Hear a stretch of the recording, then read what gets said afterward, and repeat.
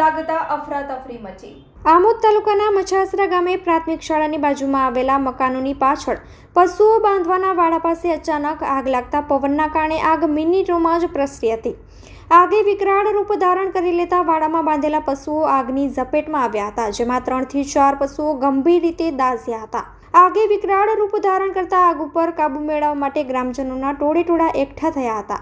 લોકોએ આગને કાબૂમાં લેવાનો પ્રયત્ન કર્યો હતો, પરંતુ આગ ઉપર કાબુ નહીં મેળવતા આખરે જંબુસર નગરપાલિકા તેમજ ઔદ્યોગિક એકમોના ફાયર બ્રિગેડને જાણ કરવામાં આવી હતી। જંબુસર નગરપાલિકા ફાયર બ્રિગેડ તેમજ ઔદ્યોગિક એકમોના ફાયર બ્રિગેડે દોડી આવી પાણીનો મારો ચલાવી આગ ઉપર કાબુ મેળવ્યો હતો। આગમાં ગંભીર રીતે દાઝેલ એક પશુનું સ્થળ ઉપર જ મરણ થયું હતું, જ્યારે અન્ય 2 પશુઓને પશુ ચિકિત્સકે સ્થળ ઉપર આવી પ્રાથમિક સારવાર આપી હતી। Report by Ketan Mehta, Bharuch.